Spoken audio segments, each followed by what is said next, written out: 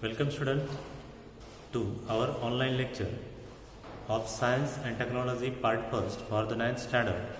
We have to see the previous chapter, that is the work and energy.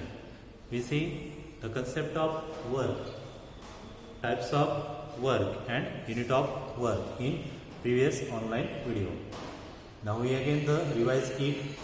There are three types of work. First is positive work, second is negative work, and third is zero work. Now the definition of positive work is that the force and displacement are in same direction. It's called positive work. Second, negative work. The force and displacement are in opposite direction. It's called negative work. And the zero work is that the force and displacement, the force applied on object do not causes any displacement. It's called zero work. In the या definition आपण कशामध्ये पाहिल्यात about the direction. आणि जेव्हा अँगलमध्ये येतं तेव्हा ते डेफिनेशन कशा असते, पॉझिटिव्ह वर्कमध्ये अँगल किती असतो, झिरो. मग ते डेफिनेशन काय, the angle between force and displacement is zero, then the work done is positive. Okay, म्हणजेच काय, जेव्हा फोर्स आणि डिस्प्लेसमेंट यांच्यामधला अँगल जर झिरो असेल तर आपण त्याला काय म्हणतो, पॉझिटिव्ह वर्क.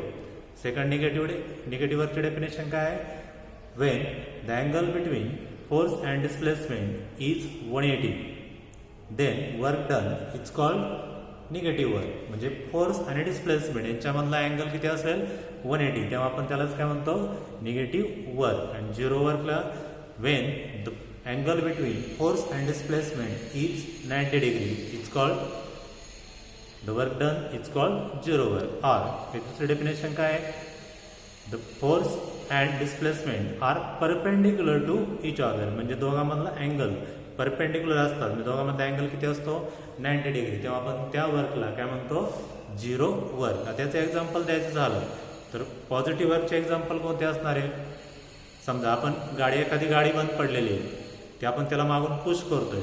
मग पुश केल्यानंतर गाडी पुढे जाते का पाठीमागे येते, पुढे जाते, बरोबर ना. म्हणजे फोर्सची पण डायरेक्शन आणि डिस्प्लेसमेंटची पण डायरेक्शन कशी आहे, सेम आहे. तेव्हा त्याला काय म्हटलं जातं, पॉझिटिव्ह वर्क.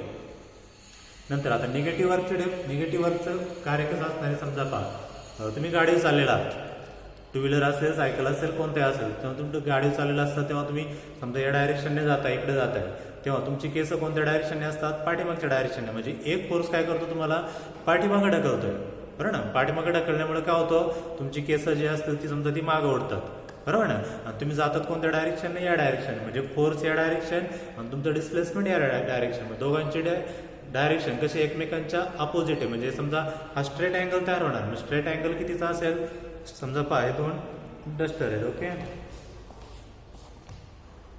एक मिनिट. समजा आपण अजून एक घेऊया.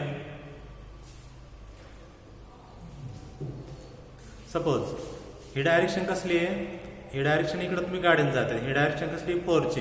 मी फोरची डायरेक्शन आणि डिस्प्लेसमेंट यांच्यामध्ये पहा स्ट्रेट लाईन तयार झाली. म्हणजे यांच्यामध्ये अँगल कितीच झाला, 180चा, बरोबर ना. म्हणजे कोणतं वर्क असणार आहे, निगेटिव्ह वर्क. समजा आता हा डस्टर आहे, मी वरतून याला प्रेस केलं, तेव्हा मी टेबलवरती ठेवला, हा डस्टर टेबलवरती ठेवला आणि वरतून एकाने प्रेस केलं, त्याच्यामध्ये डिस्प्लेसमेंट घडतंय का, नाही घडत. कारण हा डस्टर कशाने काय करतोय, एक परपेंडिक्युलर आहे. परपेंडिक्युलर आहे म्हणजेच काय, तो अँगल किती झाला, 90 डिग्री. म्हणजे डिस्प्लेसमेंट घडत नाही, म्हणून वर्क कोणतं आहे, झिरो वर्क. ओके, म्हणजे पहा, किंवा तुम्ही जर अँगल बदलत गेला, हा झिरो अँगल आहे, झिरो अँगलने डिस्प्लेसमेंट केलं तर डिस्प्लेसमेंट होते, अजून अँगल इथं वाढवला तरी डिस्प्लेसमेंट होते. परंतु जेव्हा तो परपेंडिक्युलर जातो तेव्हा त्याच्यामध्ये कोणतंही डिस्प्लेसमेंट घडत नाही, तेव्हा आपण त्यालाच काय म्हणतो, झिरो वर्क. ओके, नाव द निगेटिव्ह झिरो वर्कची बरेचसे एक्झाम्पल आहे. समजा एखादा मोठा दगड आहे आणि एक माणूस त्याला ढकलतोय,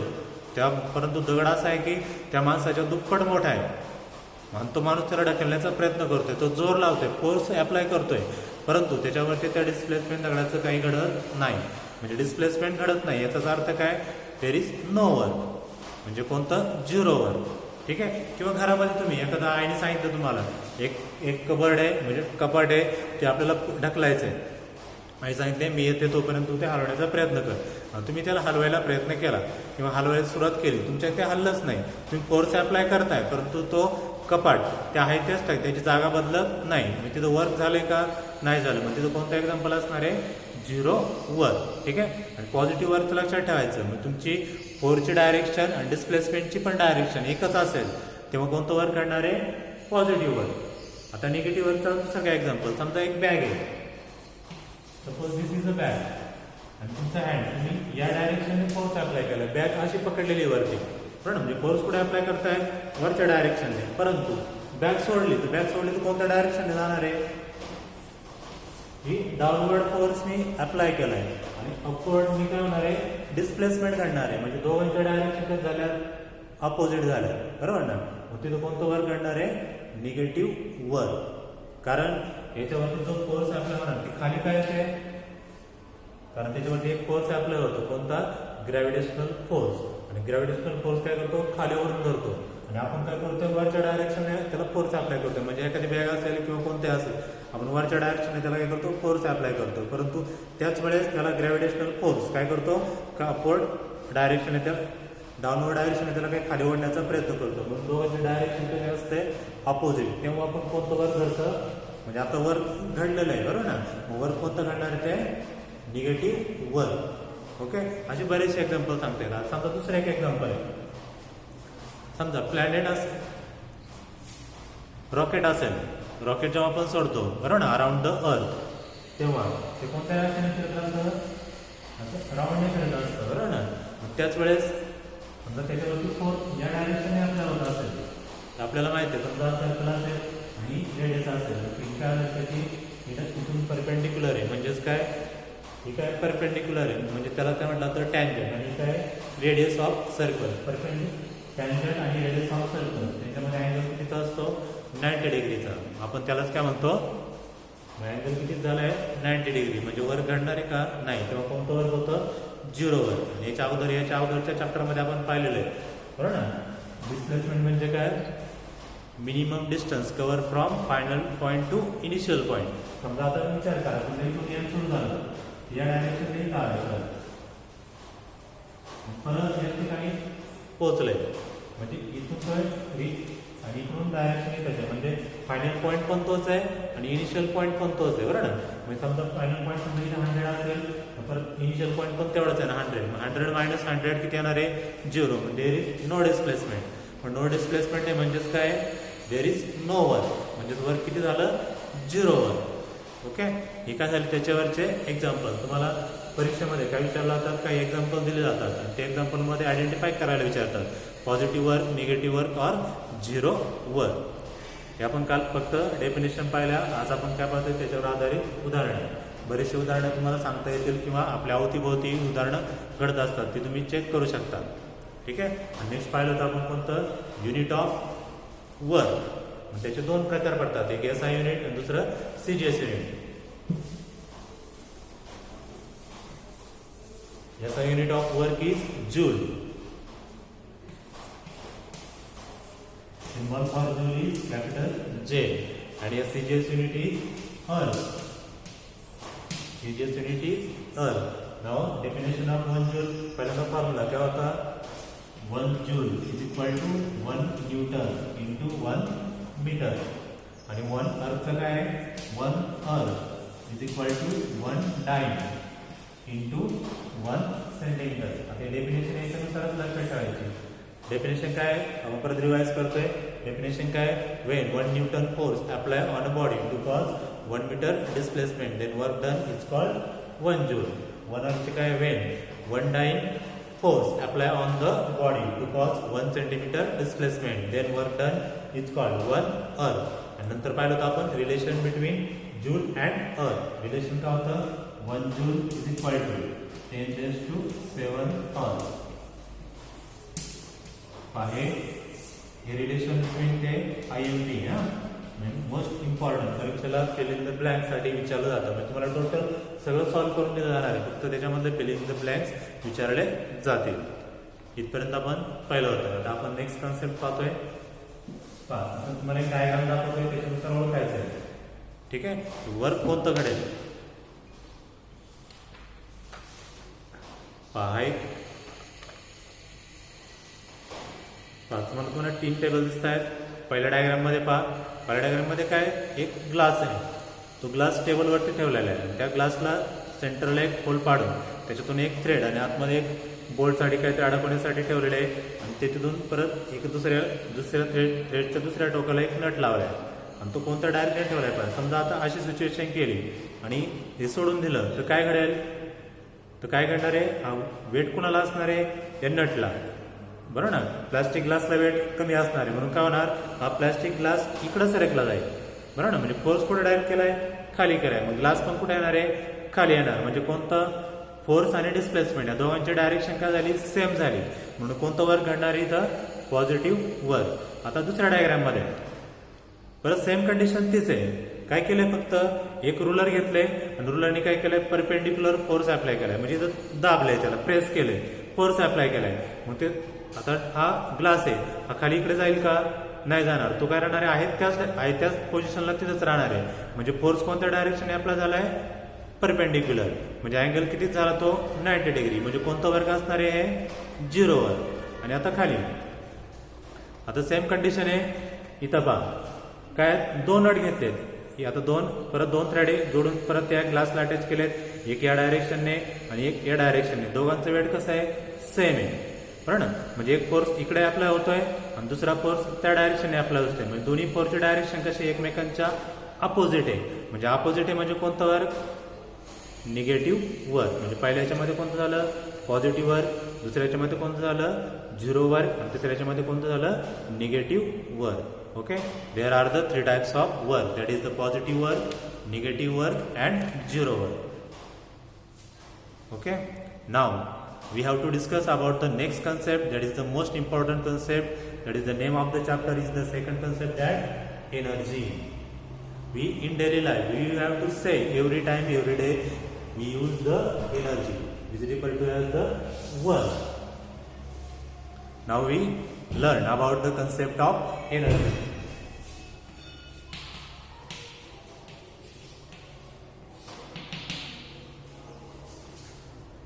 First, we see that the examples of about the concept of energy. Now, the first example is that we take some plant and put or place in the room near the window, or crop place in your room and near the window. म्हणजेच काय, एक plant घ्यायचं, म्हणजे plant एक रोपटं घ्या, ते तुमच्या खिडकीपाशी ठेवा आणि आठवड्याभरानंतर काय करा, चेक करा त्याची डायरेक्शन. म्हणजे ते कुठं आतमध्ये वाढतं का खिडकीच्या बाहेर जातं. ते कुठं जाणार आहे, खिडकीच्या बाहेर. खिडकीच्या बाहेर का जाईल, कारण ते कुणाच्या दिशेने वाढतं, सूर्यप्रकाशाच्या. म्हणजे त्याला एक, तो कोणाच्या तरी दिशेने जातोय. म्हणजे काय, त्याची एनर्जी कोणती तरी एनर्जी त्याला ओढते. म्हणजे कोणती एनर्जी ओढते, सोलार एनर्जी. ठीक आहे, फर्स्ट टाईप इज कोणती आहे, सोलार. म्हणजे कोणता आपण त्याला म्हणतो, सन. ठीक आहे, तुम्ही गाडी चालवताय. ठीक आहे, गाडीमध्ये काय, मशीन आहे. म्हणजे मशीन मार्फत काय होतं, ती गाडी रोटेट होते, म्हणजे गाडी चालू होते. म्हणजे ती कोणती झाली, मेकॅनिक एनर्जी. कोणती, मशीन एनर्जी कोणती झाली, मेकॅनिक एनर्जी. आपलं शरीर आहे ते पण कोणत्या एनर्जी शिवाय चालणार आहे का, नाही चालत. बरोबर ना. आता समजा आपण आपलं उदाहरण घेऊया. आपण जेवढं काम करणार आहे, समजा आपण काम करतो, काम केल्यानंतर आपल्याला काय लागतो, दम लागतो. का दम लागतो, कारण आपल्या शरीरातील जी एनर्जी आहे ती काय होते, संपते. आणि दम लागल्यानंतर आपण काय करतो, थोड्या वेळ बसतो. 5-10 मिनिटं बसल्यानंतर काय होतं, परत आपलं ती एनर्जी काय होते, आपल्या शरीरात परत स्टोअर होते. आणि स्टोअर झाल्यानंतर आपल्याला थोडं बरं वाटतं. मग बरं वाटल्यानंतर आपण काय करतो, परत कामाला सुरुवात करतो. म्हणजे आपल्या शरीरामध्ये जेवढी एनर्जी आहे तेवढीच काय करते, वर्क करण्यासाठी गरज लागते. म्हणजेच काय, कार्य वर्क करण्यासाठी काय असते, कॅपॅसिटी महत्वाची असते. त्या कॅपॅसिटीलाच काय म्हटलं होतं, एनर्जी. डेफिनेशन काय, the capacity of work done. The capacity of work to done is called energy. There are 3 most important word. First is capacity, second is work, and third is done. That is the, म्हणजे मराठीत काय, कार्य करण्याची क्षमता. म्हणजे माणसामध्ये किती capacity आहे वर्क करण्याची, तेवढीच काय असणार त्याच्यामध्ये, एनर्जी असणार आहे. बरोबर ना. माणसामध्ये जेवढी एनर्जी असते तेवढंच तो कार्य करू शकतो. ठीक आहे, म्हणजेच काय, दोन्ही एकमेकांशी रिलेटेड आहे. जेवढी एनर्जी तेवढंच वर्क, आणि जेवढं वर्क तेवढीच काय असते, एनर्जी असते. म्हणजे डेफिनेशन काय आहे एनर्जीची the capacity of work to done is called energy. Now the energy has different types. First is from sun that is solar energy, mechanical energy, sound energy. आता साऊंड एनर्जी आहे का पहा sound सुद्धा एक energy आहे. पहा कधी कधी काय समजा आता उदाहरण सांगतो. समजा आपण आपल्या इकडं लग्न समारंभ झाल्यानंतर रात्रीच्या वेळेस वरात असते बरोबर ना. वरातीला जेव्हा जो साऊंड म्हणजे डीजे वाजवला जातो तेव्हा आपण आपोआप आपले पाय किंवा आपले हातपाय आपोआप काहीतरी एनर्जी तयार होते आणि आपण डान्स करायला सुरुवात करतो. असं कोणी आहे का तुम्ही पाहिलं कधी? समजा न गाणं वाजत नाही काहीच नाही तो एकटाच रस्त्यावरती डान्स करत बसला असं होतं का? नाही. म्हणजे जेव्हा संगीत ऐकायला येतं साऊंड ऐकायला येतो तेव्हाच काय होतं आपलं शरीर काम करायला सुरुवात होते. त्या साऊंडने आपल्या शरीरात काय तयार होते? ऊर्जा तयार होते म्हणजे एनर्जी तयार होते. म्हणजे साऊंड सुद्धा काही एनर्जी आहे. अजून दुसरं एक्झाम्पल पहा डीजे वाजायला सुरुवात झाल्यानंतर जमिनीला अशा हादरे बसतात. पाहिलं असेल पहा जेव्हा तुम्ही समजा दूर शेजारी आपल्या कुठेतरी एखादं वरात चालू आहे आणि डीजे चालू आहे किंवा गावामध्ये डीजे चालू आहे आणि तो डीजे जेव्हा प्रचंड आवाजाने वाजतो तेव्हा काय होतात आपल्याला असे दणके बसल्यासारखे सुरुवात होते. म्हणजे त्याच्यामध्ये काय मोस्ट एनर्जी आहे. आणि याचं दुसरं एक उदाहरण सांगतो. तुम्ही रोबोट चित्रपट पाहिला असेल. त्याच्यामध्ये जो रोबोट असतो आणि ते हिरोईन असते ती शेजारी ती जेव्हा गर्ल्स हॉस्टेलमध्ये राहत असते शेजारी बॉईज हॉस्टेल असतं आणि बॉईज हॉस्टेलमध्ये एका रूममध्ये काय होत चाललेलं असतं तिथे ते साऊंड बरोबर ना म्युझिक साऊंड मोठ्याने वाजत असताना त्याला तो त्रास होत असतो. मग तो काय होतो जो रोबोट त्यांच्या घरी जातो आणि त्यांच्याकडे पूर्ण तो रोबोट साऊंडची जेवढी कॅपॅसिटी आहे जेवढी क्षमता आहे तेवढ्या साऊंड ऑन करतो. म्हणजे साऊंड व्हॅल्यूम वाढवतो. वाढवल्यानंतर काय होतं ते घरामध्ये समजा काचा असतील भांडे असतील ते काय होतात अशी थरकाप पावायला सुरुवात होते. म्हणजे ती क्षमता कोणामध्ये त्या साऊंडमध्ये. साऊंड हे सुद्धा काय एक एनर्जी. असे एनर्जीचे वेगवेगळे प्रकार आहे म्हणजे ज्याच्यापासून आपल्याला एनर्जी मिळते असे वेगवेगळे घटक असतात. ठीक आहे. इथं झाले most examples of energy. Okay आता आपण इथपर्यंत थांबतोय. याच्या पुढचा भाग आपण पुढील लेक्चरमध्ये पाहूया.